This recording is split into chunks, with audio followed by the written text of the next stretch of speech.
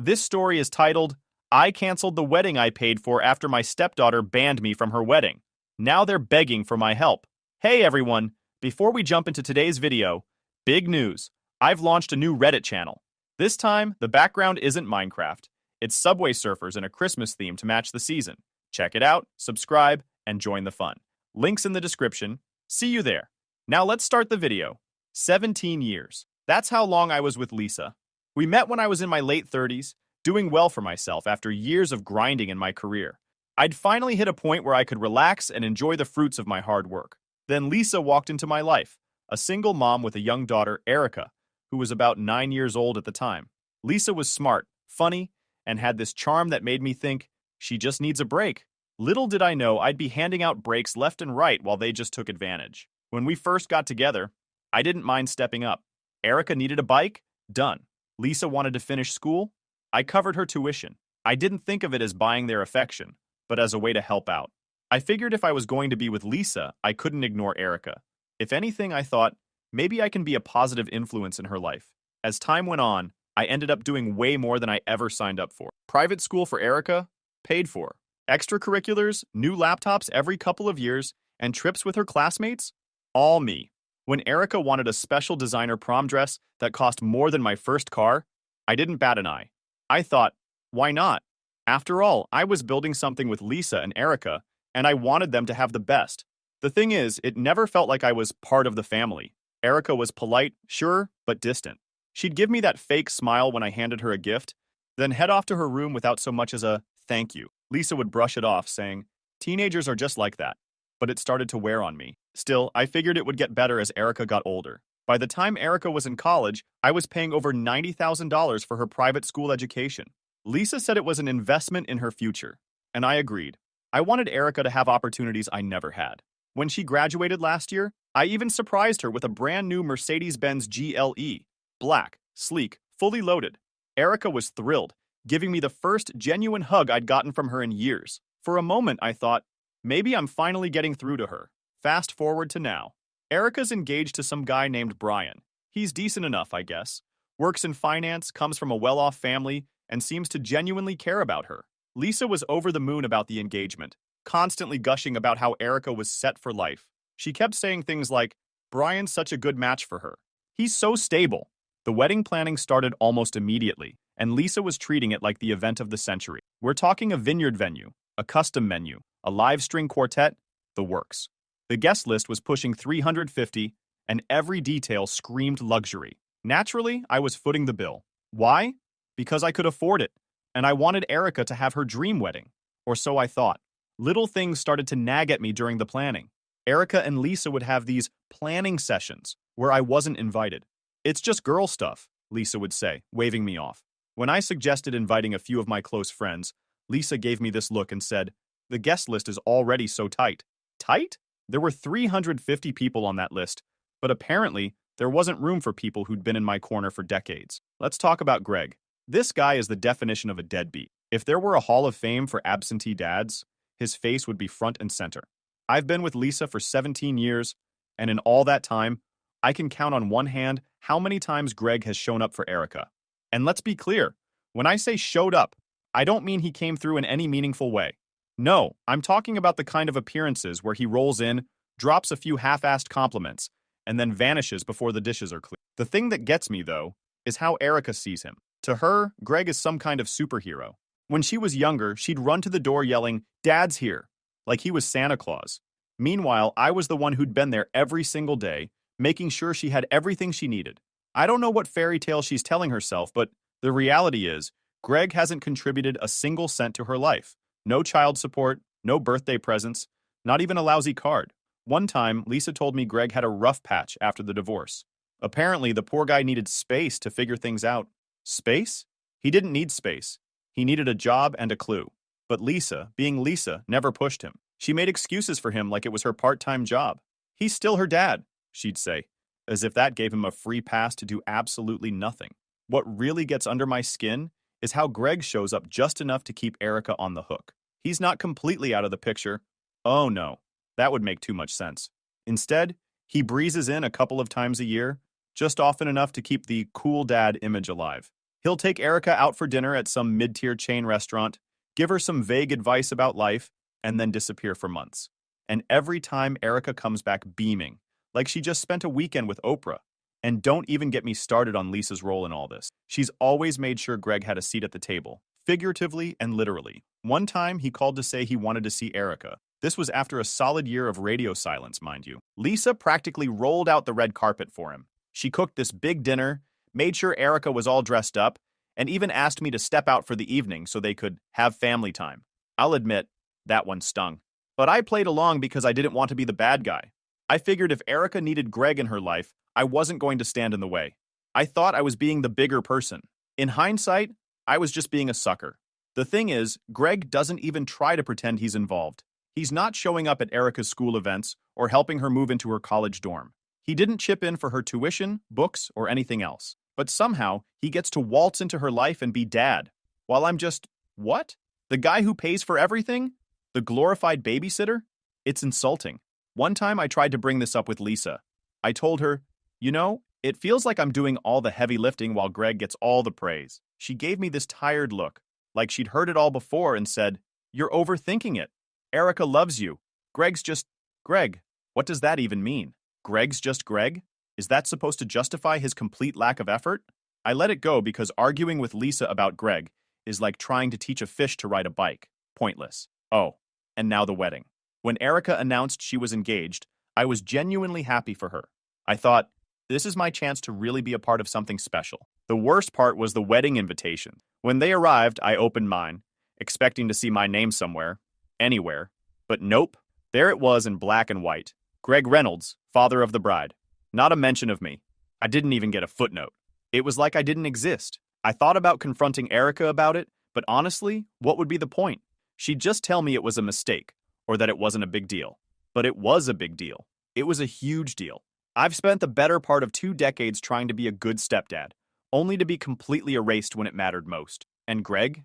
Oh, he was loving every second of it. I caught him grinning like the cat that ate the canary when Lisa mentioned the father-daughter dance. I wanted to wipe that smug look off his face, but I kept my cool. Barely. At this point, it's not even about the money. I don't care about the tens of thousands I've spent on Erica's life. I care about the principle. It's not fair, and it's not right. Then comes the night when everything changed. It was a Friday night. I organized this fancy dinner at one of the most exclusive restaurants in town.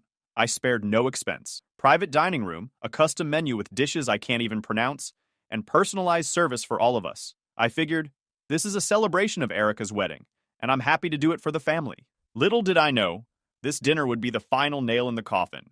Everyone was there. Lisa, Erica, Greg, Erica's fiancé Brian, and Brian's parents, Linda and Robert. To me, it was a way of showing support and goodwill.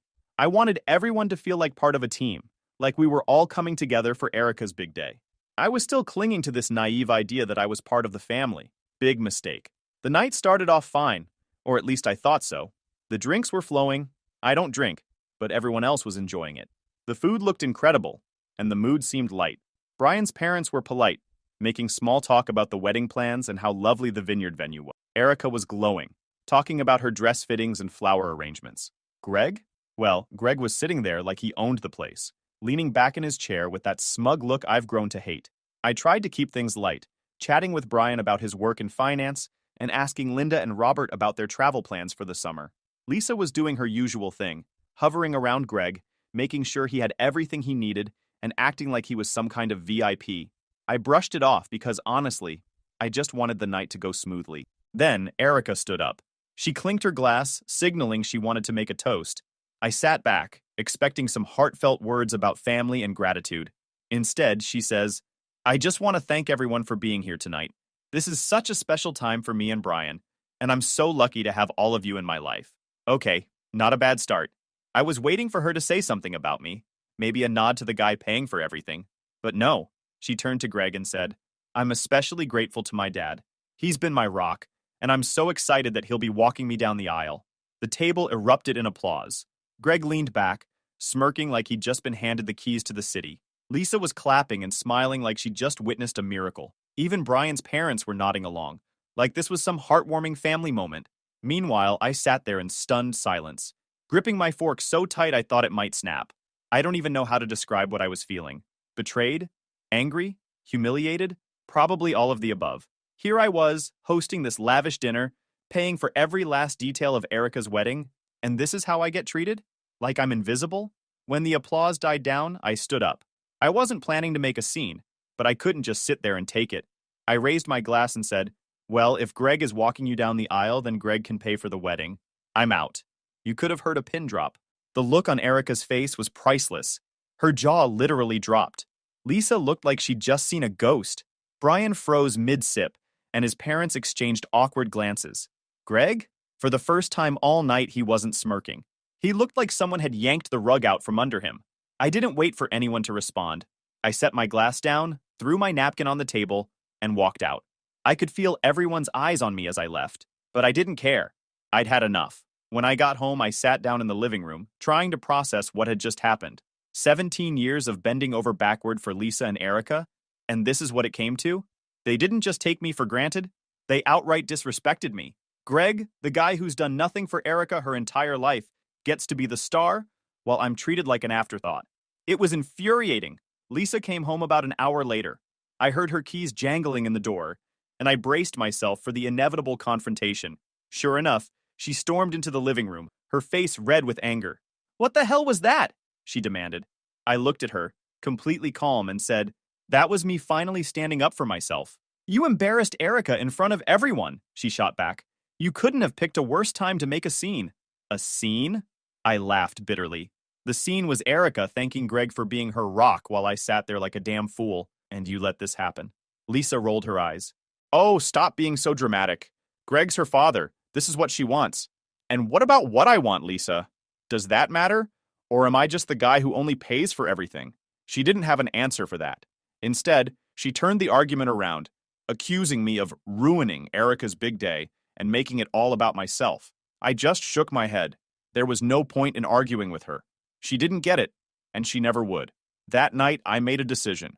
I wasn't going to let them use me anymore. After that Friday night dinner fiasco, I woke up the next morning feeling oddly calm. Maybe it was the kind of calm that comes with clarity. I wasn't stewing over it, wasn't second-guessing myself. I just knew exactly what needed to be done. If Greg wanted to play the role of dad so badly, he could have the whole package. Let him handle the stress, the logistics, and most importantly, the checkbook. I was officially out. The first thing I did was sit down at my computer and log into the joint account Lisa and I shared. I moved every cent I had put in for Erica's wedding into my personal account. Not gonna lie, it felt good. I even double-checked to make sure everything was secure. Lisa didn't work, hadn't for years, and I wasn't about to let her siphon off money for a wedding I was no longer funding. Next, I grabbed my phone and started making calls. First up was the caterer. I'd hired this high-end catering company. The food alone was costing me close to $20,000. I explained the situation to the manager, something about unforeseen circumstances. I didn't feel like airing my dirty laundry to a stranger.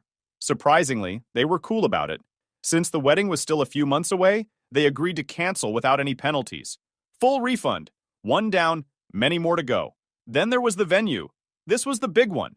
Beautiful place, sure, but also ridiculously expensive. I think the deposit alone was around $10,000. When I called, the event coordinator sounded annoyed, like I'd personally ruined her day by canceling. She explained that the deposit was non-refundable, which I already knew. Fine, keep your $10,000. It was worth losing that chunk of change to get out of this mess. While I was on hold with the venue, I glanced at my car keys sitting on the counter and had an idea. Erica's Mercedes. I'd given her that car after she graduated college, thinking it was a nice gesture for all her hard work. In reality, she'd barely passed, and I'd probably spent more time arranging her graduation party than she spent studying. But whatever.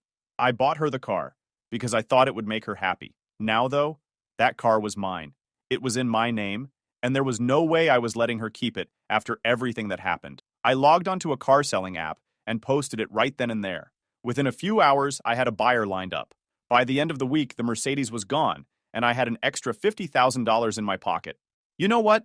It felt great. After the venue, I called the photographer. This was another expensive booking because Erica and Lisa insisted on hiring some award-winning artist who didn't just take photos, but captured memories, whatever that means. The guy was surprisingly understanding. He even said he had a wait list of couples who'd been hoping to snag my date, so he was happy to refund the deposit. I spent the rest of the day going down the list of vendors, the florist, the band, the cake designer. Every phone call was another small victory. Most of them were polite, a few were annoyed, but I didn't care. By the end of the day, I'd clawed back nearly $30,000. Sure, I lost a few deposits along the way, but considering how much the whole wedding was going to cost, it was a small price to pay for my peace of mind. While I was handling all this, Lisa was suspiciously quiet. She knew I was upset after the dinner, but I don't think she realized just how serious I was. She didn't ask me what I was doing or where I was going, which was unusual for her. Normally, she was all up in my business, but now, radio silence. I think she assumed I'd cool down after a day or two, and things would go back to normal. By the time Lisa finally confronted me, I was already halfway through dismantling Erica's dream wedding. She found me sitting at the kitchen table with a stack of papers, contracts, receipts, and bank statements. "What's all this?" she asked, her voice sharp. "I'm canceling the wedding," I said without looking up. Her jaw practically hit the floor. "You're what?" "You heard me," I said, finally meeting her eyes. "I'm not paying for a wedding where I'm treated like an outsider. If Greg wants to be the big man, let him step up for once." She stared at me, speechless. For a moment, I thought she might start crying, but then her face hardened. "You can't just do this. Erica's counting on you." "Is she?" I shot back. "Because from where I'm sitting, it seems like she's counting on Greg." Lisa started to argue, throwing out every excuse in the book. "You're overreacting," she said.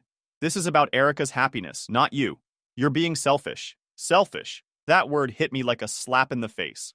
I'd spent many years putting their needs ahead of my own, giving them everything they wanted without asking for much in return. And now, when I finally stood up for myself, I was the selfish one? I stood up, towering over her. Selfish? Let me tell you what selfish looks like. Selfish is erasing me from Erica's life while I pay for everything. Selfish is letting Greg waltz in and take credit for things he didn't do. If you think I'm selfish, maybe you should take a good look in the mirror. Lisa stormed out of the room, slamming the door behind her. I could hear her pacing upstairs, probably calling Erica to vent about how unreasonable I was being. Let them complain. I didn't care anymore. The next morning, I woke up early, poured myself a cup of coffee, and went back to work. I called the string quartet and canceled their booking. They were disappointed but polite, and I got most of my money back. I emailed the company making the custom wedding invitations and told them to stop production. They hadn't printed anything yet, so they refunded the full amount. By the time I was done, the wedding was essentially dismantled. No venue, no caterer, no band, no cake, and no Mercedes sitting in Erica's driveway. It was like the wedding had never existed. And honestly, it felt like a weight had been lifted off my shoulders. Lisa didn't say much after that. She spent most of her time in the guest room, avoiding me. Erica started blowing up my phone with texts, accusing me of ruining her life. I didn't respond to any of them. I was done being their doormat, and I wasn't about to apologize for taking back control of my own life. When the last vendor confirmed the cancellation, I closed my laptop and leaned back in my chair, feeling something I hadn't felt in years. Peace. For the first time in a long time, I wasn't being pulled in 100 different directions. I wasn't trying to make everyone happy at my own expense. I was finally free. You'd think after canceling the wedding, they'd get the message that I was done. But no. The moment the dust started settling, the begging began. First it was Erica, then Lisa, and eventually even Greg decided to throw his hat into the ring. Let me tell you, watching them scramble was equal parts satisfying and pathetic. It started with Erica. A few days after I pulled the plug, she texted me. No apology, no acknowledgement of how things had played out. Just straight to the guilt trip. "I don't understand why you're punishing me. I just wanted my dad involved in my wedding. Can't you be happy for me?" I stared at my phone, trying to decide if it was worth replying. Punishing her? Seriously? I was the one who had paid for her entire lifestyle. And now I was punishing her? Yeah, no. I didn't bother replying. I wasn't in the mood for a back and forth where I'd be painted as the bad guy, no matter what I said. A few hours later, she tried again. "Can we please talk about this? You're making everything so stressful for me. This is supposed to be the happiest time of my life." Stressful? Oh, now she was stressed? Again, I ignored her. If she wanted to talk, she could start by acknowledging her role in all of this. But of course, that never happened. The next day, Lisa decided to chime in. She cornered me in the kitchen while I was making coffee. Her arms crossed and her face set in that familiar, "I'm right and you're wrong" expression she's perfected over the years. "We need to talk," she said. I sighed. "About what?" "You know what?" she snapped. "You're ruining Erica's wedding. Do you have any idea how upset she is? She's been crying nonstop since you canceled everything." "Good," I said flatly. "Maybe she'll finally appreciate everything I've done for her." Lisa looked at me like I'd just grown a second head. You can't be serious. You're acting like a child. This isn't about you. It's about Erica.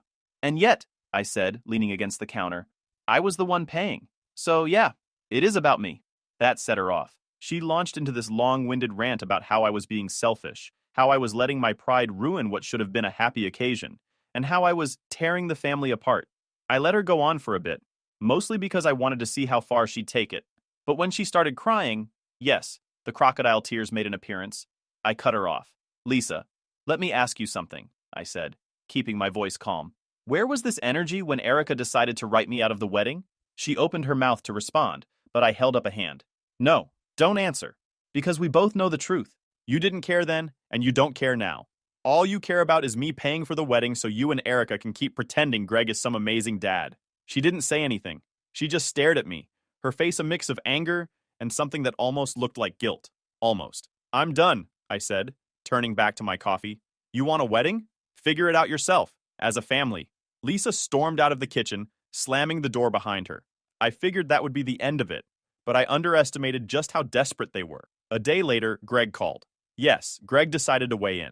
When I saw his name pop up on my phone, I almost didn't answer, but out of curiosity, I answered. Hello. Hey, man, he said, his voice annoyingly casual, like we were old buddies. Listen, I heard about what happened and I just wanted to talk. About what? I asked, already annoyed.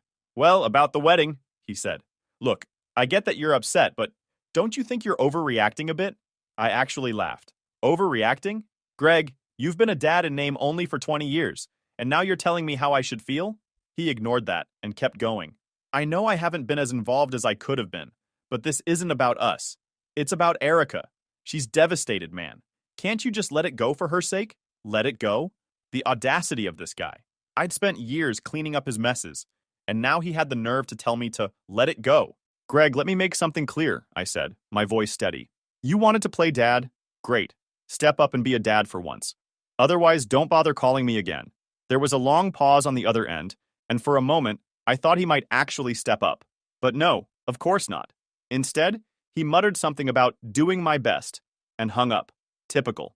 The final act in this circus came a few days later when Erica showed up at the house. She looked tired, like she hadn't slept in days, but I wasn't about to let that guilt me into caving. I just don't understand why you're doing this, she said, her voice trembling. You've always been there for me. Why are you turning your back on me now? I crossed my arms and looked at her. Erica, let me ask you something. When you decided to write me out of your wedding, no mention in the invites, no father-daughter dance, nothing. Did you ever stop to think about how that would make me feel? She didn't answer. She just looked down at her hands, fidgeting with the strap of her purse. I've tried so hard with all I could to be a father to you, I continued. I've wanted to make sure you live the best life. And yet, when it really mattered, you chose Greg. That's okay. It's up to you. But don't expect anything from me. She started crying, but I didn't budge. I'd given her every opportunity to make things right, and she'd chosen to ignore them. This was the bed she'd made, and now she had to lie in it. When she left, I felt a weird mix of emotions. Part of me was sad. It's not easy to watch someone you care about walk out of your life. But mostly, I felt relieved. It didn't take long after the begging tour for the final blow to land. I thought they might finally get the hint after Erica's meltdown at the house. But nope, they weren't done yet. If anything, the silence that followed felt more like the calm before the storm. A week passed without a word from Lisa, Erica, or Greg. Honestly, I thought it was over.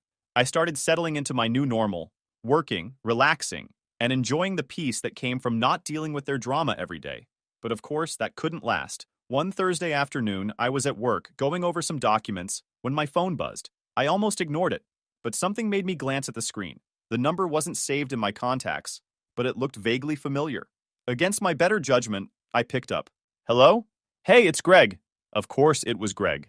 I leaned back in my chair, already bracing for whatever nonsense he was about to throw at me. What do you want, Greg?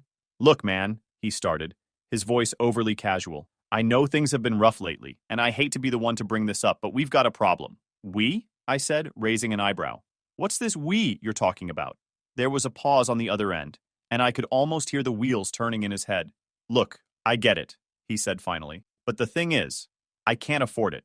Erica and Lisa are counting on you. Not my problem, I said bluntly. He started to argue, but I hung up before he could get another word in. I didn't have time for his nonsense. And honestly, I'd already wasted enough of my life cleaning up after him. That night, Lisa decided it was her turn to make a last-ditch effort. I was in the living room, flipping through channels, when she walked in holding a letter. Her face was tight, like she was trying to hold it together. "What's that?" I asked, not even looking up. "It's from Erica," she said quietly. "She asked me to give it to you." I glanced at the envelope but didn't move to take it.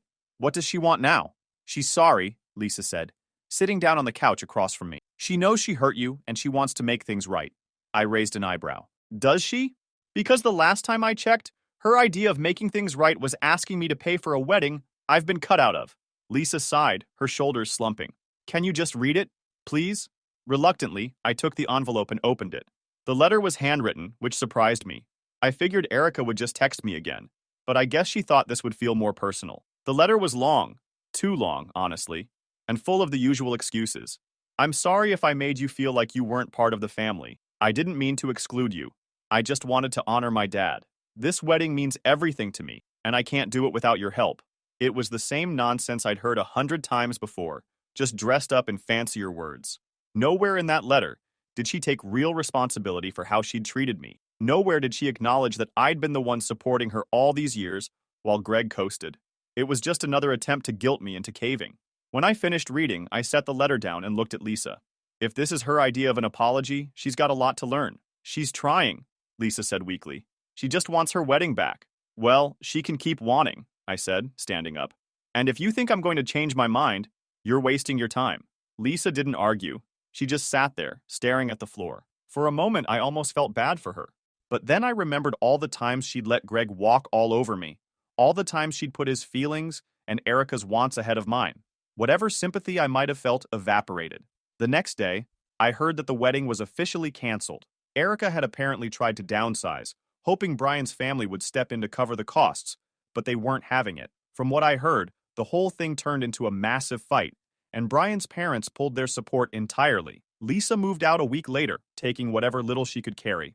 Thanks to the prenup, I could go on with the divorce without her getting a dime out of me. I changed the locks, cleared out the joint accounts, and started rebuilding my life. I blocked them from everywhere.